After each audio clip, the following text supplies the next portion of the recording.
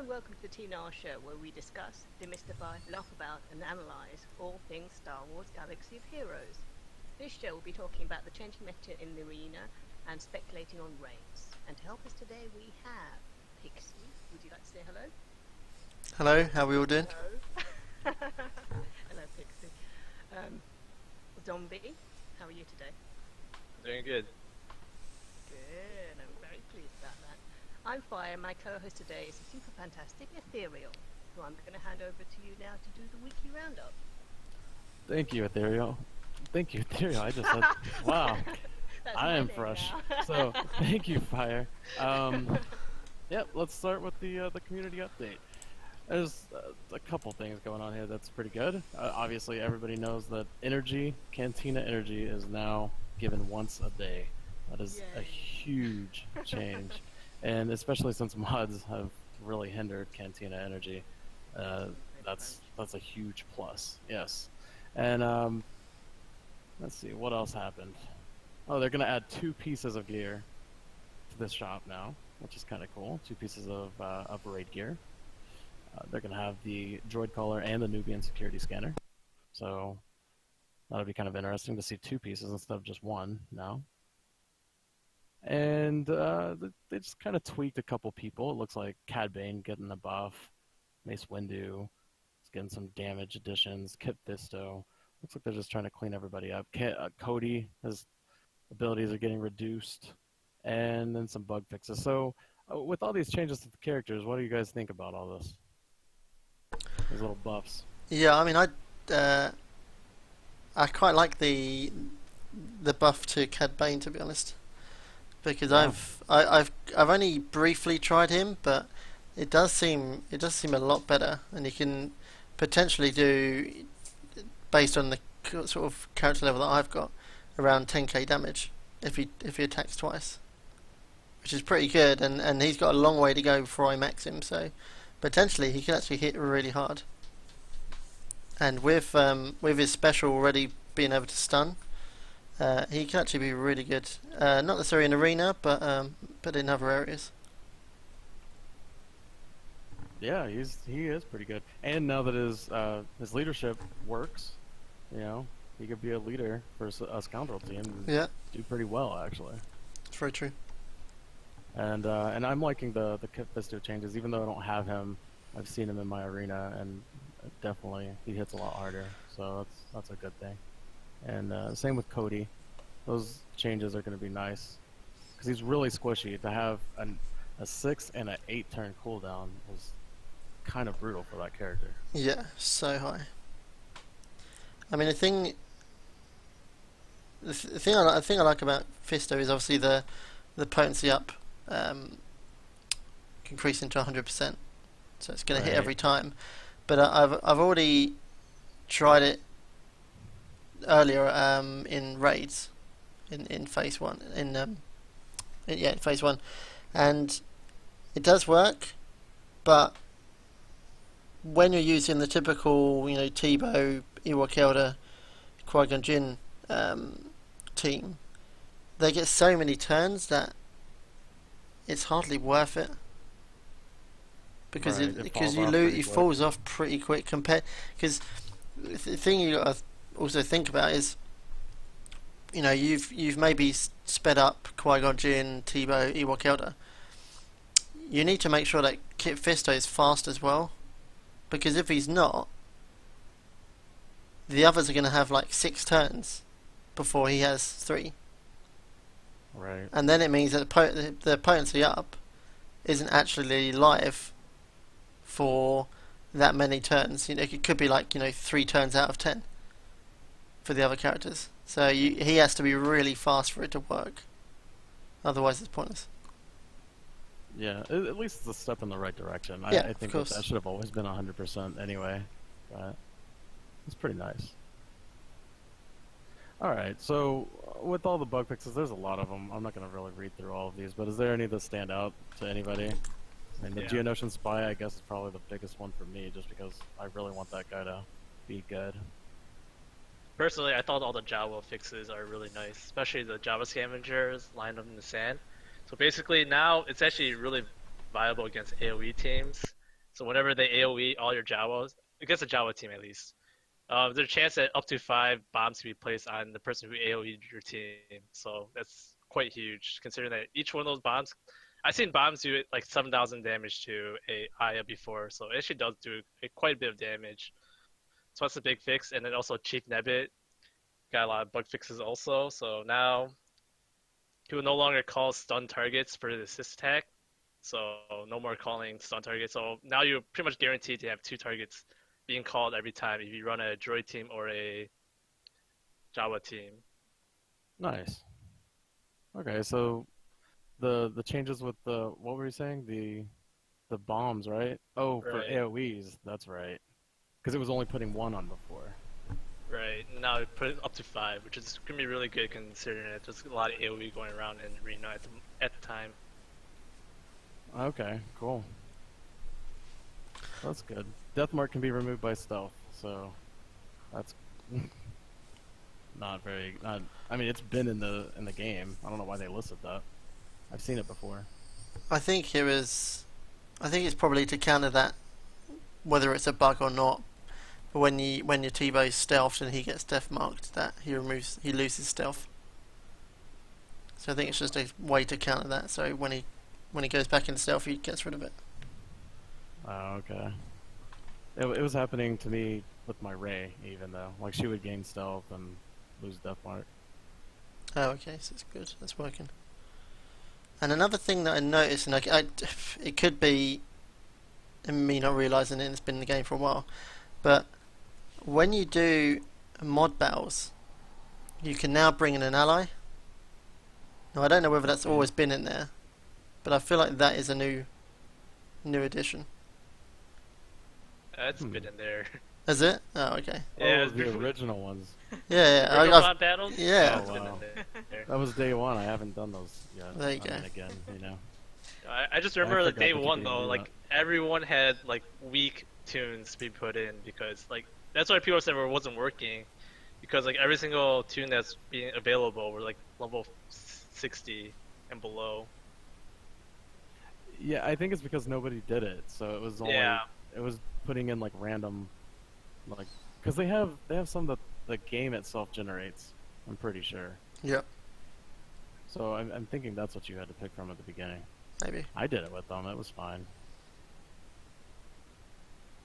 We'll move on. Cool. What's next? Yeah, let's go ahead and go to the next section that we have. Oh, I thought you were basically gonna the talk about Emperor. I thought you were going to talk about the Empire bit. Yeah, the Emperor's Like right now. demise. We're definitely going to do that right now. And I thought the event was pretty simple, but it's definitely much appreciated, and the Emperor is very fun to play. But, you know, talking about what characters people should get, it should obviously be the 3 from the arena battles. Those are probably going to take forever. They're going to take forever to get if you don't have them already, but definitely needed. And you got Lando from the Cantina, and you have Biggs from the Galactic War. And that would pretty much get you through it Can I just with quickly no ask Pixie troubles. a quick summary of Emperor? Yeah, I mean, it's like, you know, what he's good at and how he's found him. Yeah, sure. We don't have him. So, what? Basically, my team in Arena is kind of mainly a sort of a taunt / AOE team, and the one thing that was kind of missing was the ability to stop the other team from attacking at the start. Now, one of the amazing things that Palpatine does is that at max level he has a 70% chance to stun the whole team, which is pretty amazing. Especially when that could basically turn a fight from the start. And he also applies. Game changer. It is a game changer, and he also applies offense up as well with his second special, and recovers health, which is kind of a very good skill if he's on very low level, because he'll basically heal himself to max almost. Oh, So, and obviously, and then you've got the basic where he applies shock as well, which we'll probably go into later. But But very simply, just AoE stun is basically something that we've never really seen before, and works so well that you're going to see him pop up in arena all the time now. So you're impressed then? Very impressed, and I haven't even said anything about his leader abilities. So He's a big hit with you then. he is. He's he's got great synergy with Empire and Sith allies, but with that sort of minus 32% evasion for Jedis and Rebels, it's basically going to nullify all these old Ben leads that have been running around for the last few months. So it's going to be a big change to arena, and anyone running old Ben, will potentially struggle. So just one character is going to change the landscape, I think. Yeah, but that's interesting because it leads us into the talking points, Ethereal. So I did want to get more into the Emperor because I've only fought against him, and I thought that I used a Rex lead and destroyed the team. So I don't know if you have counters, that AOE, if it doesn't stun, it's kind of bad because he's really weak. So if he doesn't stun anybody, he's dead. But if you have Vader in there with the Emperor, it is amazing. Like, he synergizes so well with the Emperor that it's ridiculous. I mean, you can have him go 3 turns in a row. I think Vader's the key. If you don't have Vader with the Emperor, then you might as well not make an Emperor-led team. So. What do you think, Pixie? I do agree. I do agree that I think him and Vader are an amazing combo, and we haven't really seen a combo like that for a long time. I guess the only other combo which is more defensive is probably Old Ben and Stormtrooper Han. It's probably a really good combo as well. But I think also Poe and Emperor is a decent combo, because with Poe having really high speed, you kind of 220 plus. It means that when he taunts and removes 10 meter from the enemy, the Emperor, if you've got him, around 200 speed, he's probably going to go second, and so he's going to go before Rex, who applies tenacity up, and so he has the chance to apply those stuns before he becomes useless. So there is that. I mean, it does mean that you have to have really good mods to gain a lot of speed for Poe and the Emperor, but it does work very well. Yeah, those three, they do synergize extremely well.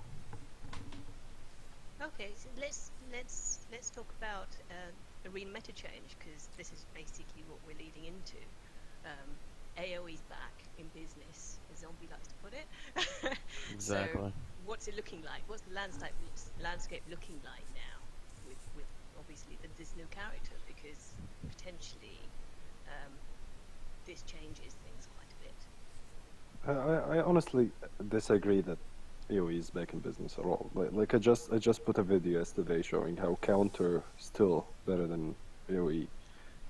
So it was Brando's team, and you can check it out. I actually called it debunking the AoE meta. So check it out, and it's Brando's team goes first, and if you like, it's Wedge and all those guys, right? So Wedge and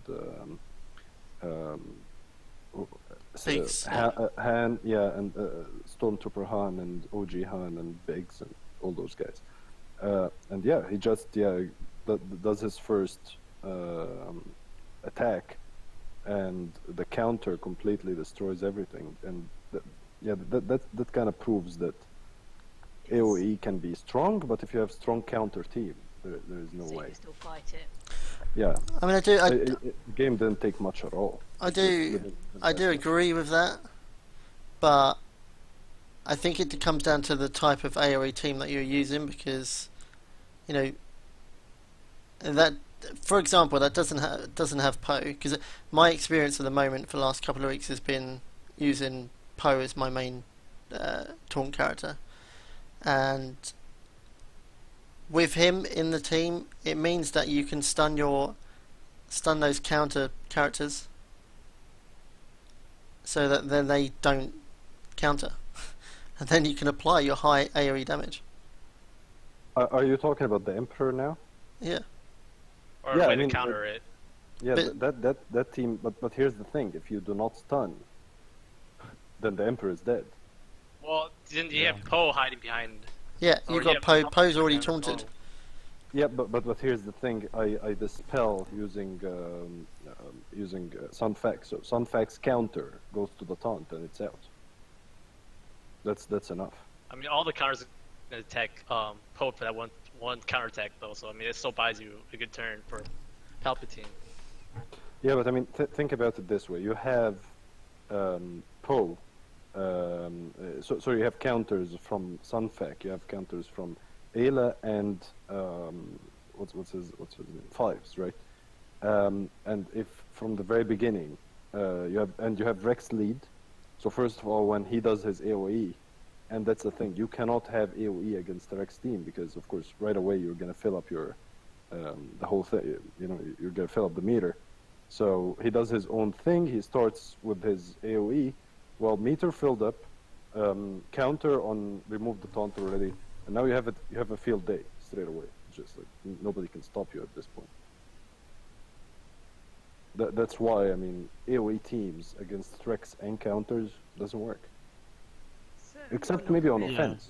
But yeah, It's a really hard team to acquire, though. You know, Yeah, I mean, it's a very hard there's not team going to to be acquire. very many people that have it because I have it as well, and it is true. But our server, we have a lot of really hard teams to deal with, and that's a really high pay-to-play team. So a lot of us focused on it. We all have the same type of characters, so AoEs don't really work well against it. But that's kind of how you counter it, and that's a good thing that AoEs do work now.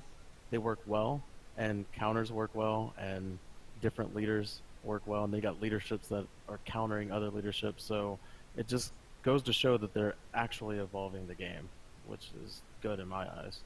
It's making more teams viable. Oh, interesting.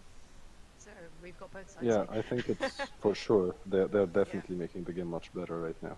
So it's more balanced. Yeah. Right. Yeah, interesting. More interesting as well. Like you don't have the cookie cutter things because every team has its bane kind of thing. So that Empire, like we were talking about the Empire team versus droids. I still don't know how droids can lose against an Empire team. So it looks like a very powerful team, but against droids it's going to be very tricky. So we need to find a way that makes them work against droids. But on the other hand, droids have Rex, right? So that's the thing. Rex can stop droids from being effective.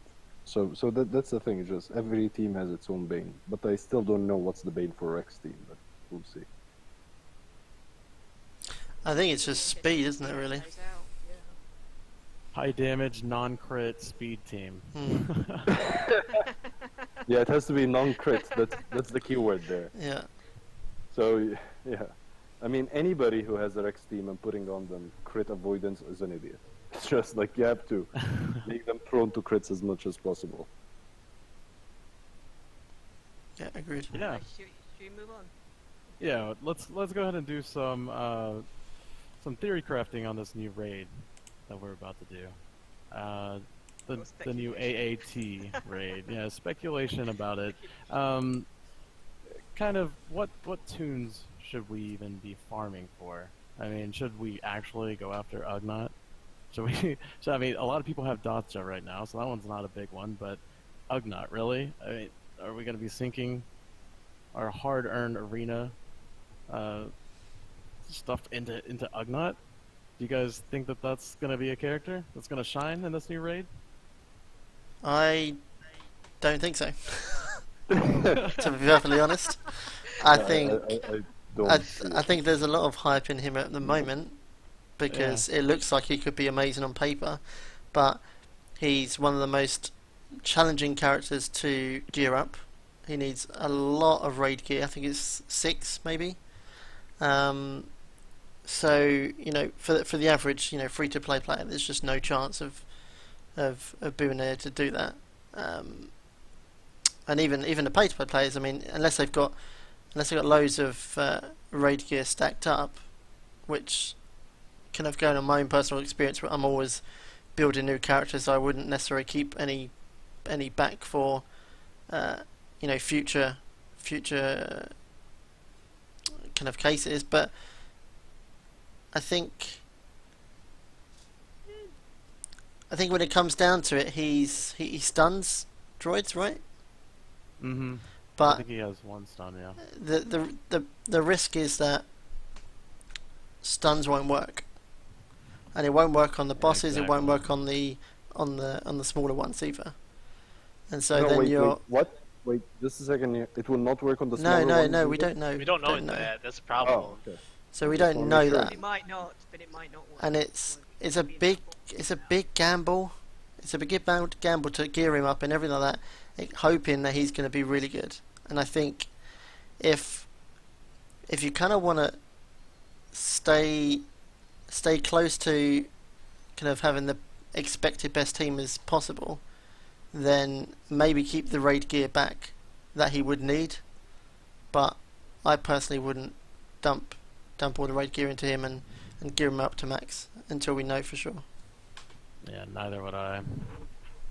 So but- he's looking good, though. I mean, like, to potentially for the raid. You know, I farmed Imagundi to just mess around with him as a leader, and I really liked it, and I'm running a full Jedi team right now, so obviously I'm going to mess around with him in the new raid to see if he even works very well. He does extra damage to droids, like by 100%. So, I mean, he's just a nice one. And he does pretty decent damage as well, so that's a plus. Eth Koth is another one that I think a lot of people ended up getting just as free-to-play characters and stuff, trying to unlock Yoda. And he would be another one that, if he works well, then he's easy to obtain. He's in the arena as well. So Dathja is one that, if his leadership works, could also be pretty decent. He removes turn meter, I think, and all of this. So you never know.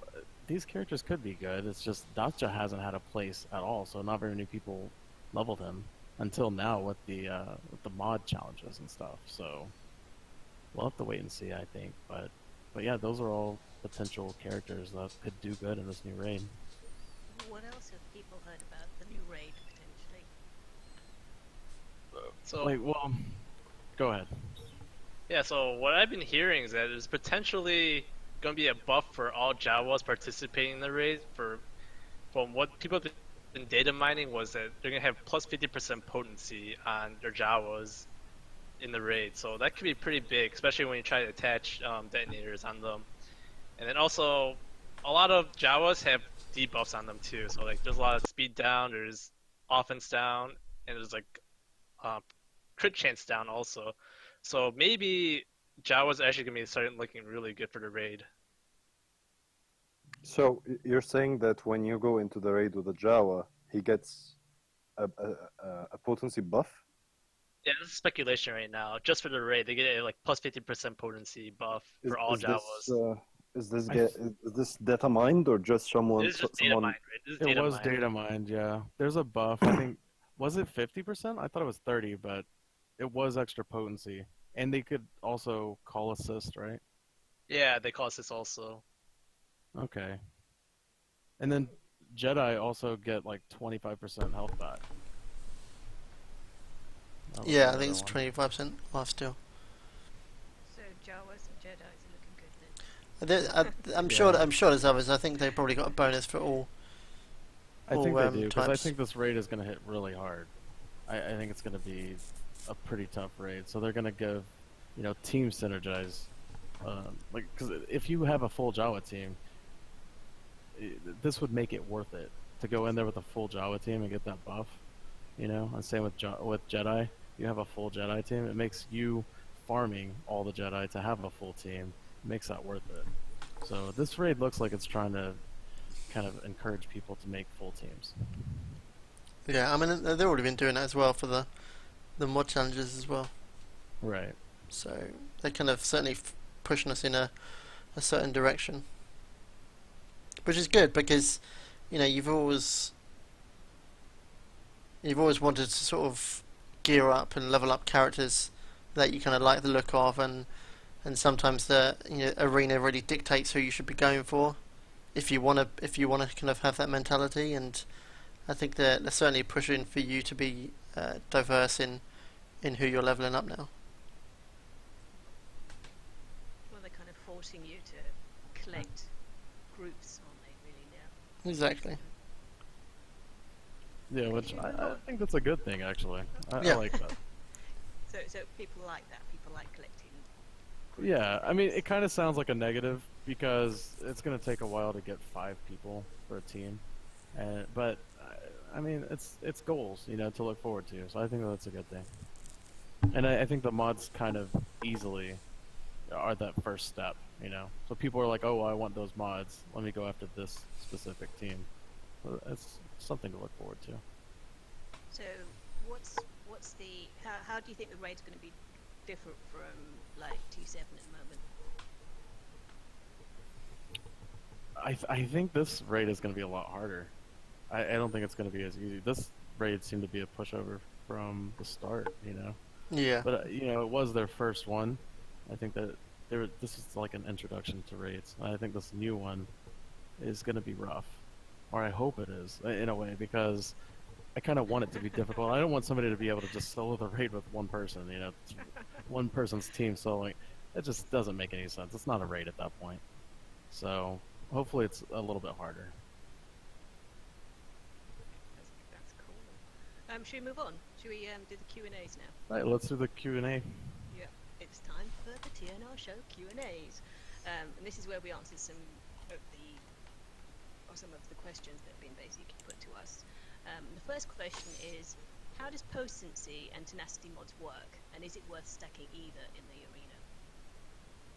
Anybody?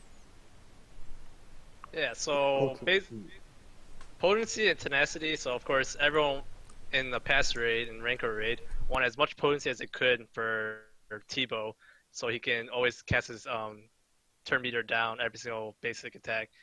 So, but people don't really understand how potency and tenacity exactly works. So basically, so there's 2 parts to a debuff. So first part is a proc chance. So that's like, when you see in an ability description, say, let's say Qui-Gon Jinn's basic, 65% chance of inflicting turn meter, 25% turn meter down on your target. So basically, you had to go through a proc chance. That proc chance percentage never changes with potency. It's always flat. Okay, and then after, so first we determine if it procs or not. So if it does proc, then it goes through a potency tenacity check. And to determine the chance of you resisting is pretty much just tenacity minus potency. So let's say your tenacity is 45% and the enemy's potency is 50%. That means he has 5% potency over your tenacity, which means that he has the highest percent chance of landing the debuff on you. So basically, yeah, it's just tenacity minus potency, and that's your percentage chance of it latching on. Or not latching on, I should say. So, but there is a floor and a ceiling for debuff. So there's always the highest chance you can get a debuff on a target is 85% flat, no matter what.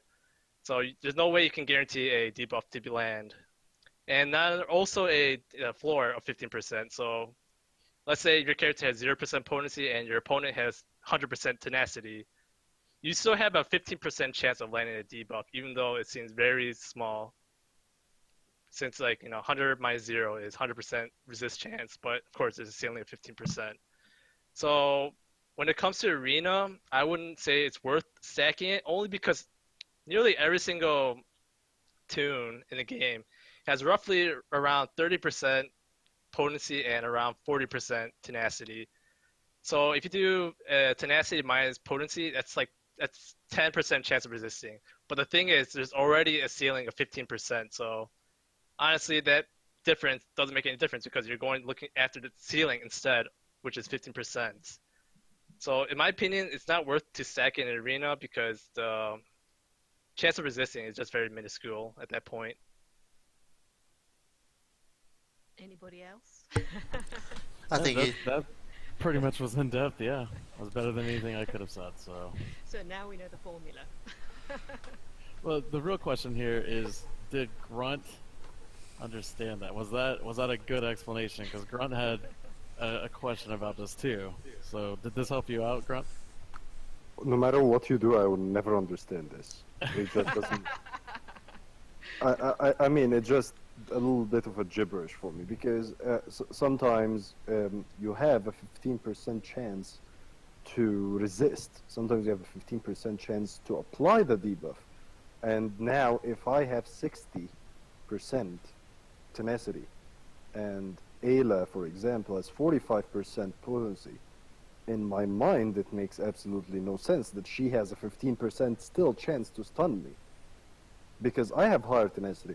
It should be as simple as, this minus this. That's it. Just make it simple, make it sweet. It reminds me of the time that Poe was meta, that he had speed of 144 and he goes first, even though he's not the fastest, because it was tiered, right? It was a matter of a tier 1 speed. No, let it be real numbers. Because now tenacity in Arena doesn't mean anything. It absolutely has no meaning, because no matter what, they will have a 15% chance, and no matter what, you have a 15% chance to resist. Then what's the point of tenacity? Like, I was ready to put on my 5s 24% tenacity mod to take his tenacity to 60%, but still doesn't make any difference, because right now, at his 30% or whatever, and Ayla has, if there's an Ayla that has 45%, she still has 15% chance to stun me, and I still have 15% chance to resist. Same way the other way around. So for me, it's not a matter of I will not understand it, it's a matter of it doesn't make sense, so I do not go by this, just to totally ignore tenacity, but work on your potency for raids. That's all you need. It's just work on your potency for raids. Otherwise, it's just a matter of try as much as you can to increase your potency. But for tenacity, don't give two shits about this. There's no need for that. So just focus on potency, and that's it. Any Yeah, well comment? said. No, that was good. Oh, good. Thanks. Nice one, Grant. All right, Okay, what's the next question? the next question is, when should you start mod challenges, and which mod challenges should you do? Right. So I still think that because everybody's going to have the health mods, right off the bat, because you can use anybody.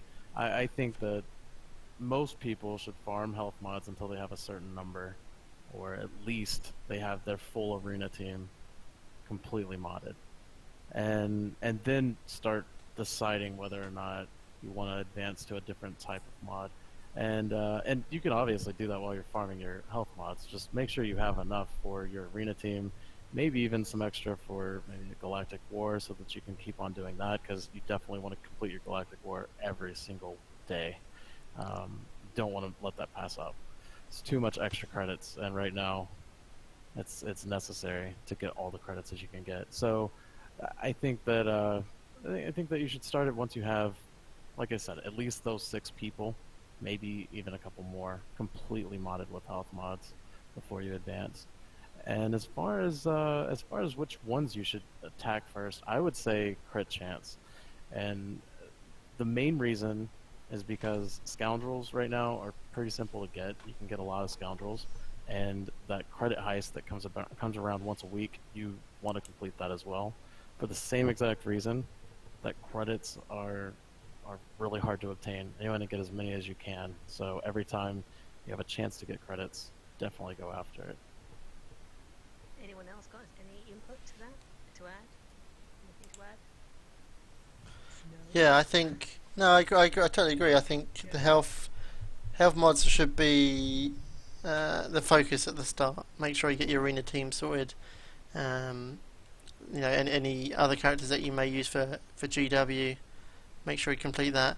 It does seem that the most popular mod sets are crit chance and crit damage. I think a lot of people are maybe put off by the speed and the offense, because it does require four mods to get that set bonus. I mean that is the same as crit damage, but I think crit damage offers a lot more than maybe offense or speed. It's more valuable. Yeah, I think so, because I mean, speed definitely, because you can get a lot of speed from secondaries on the mods and even the primary, which is at, I think at 5 dot mods is plus 30 speed. So the actual speed set mods doesn't really seem to benefit that much, and it is kind of a waste of 4 slots potentially. Yeah, I tried on my alternative account here. I tried to put speed mods on someone, and because it's percentage based, it's really not worth it at all. Just focus on the flat rate speed, and that will yield you much better results. But yeah, I agree with Ethereal. You should go for health mods till you have enough to unlock crit chance mods. Crit chance are really good. I mean, in my opinion, to have 3 sets of crit chance is much better than to have 3 sets of health, because 3 sets of health will give you 15% increase in health. That's nothing in comparison to 15% increase in crit chance. It's much better in my opinion, and yeah, I'm a strong supporter for what do you call it? The crit chance versus crit damage mods, because it only takes 2 instead of 4 slots. So I'm not really big on offense, speed, or crit damage mods, because it just takes a lot of slots out there. But yeah, don't worry about tenacity, guys. Absolutely, don't give a shit about tenacity. Just focus on these things. Yeah. I think that's the theme for you tonight, isn't it, Grant? It doesn't make sense till they change that a little bit. A lot. Yeah. Okay, just last question. How much of an impact do the defense changes make, and who's most affected by it? I think Ethereal is the best to answer that, because his 5s is, I don't know what happened to it, like on steroids or something.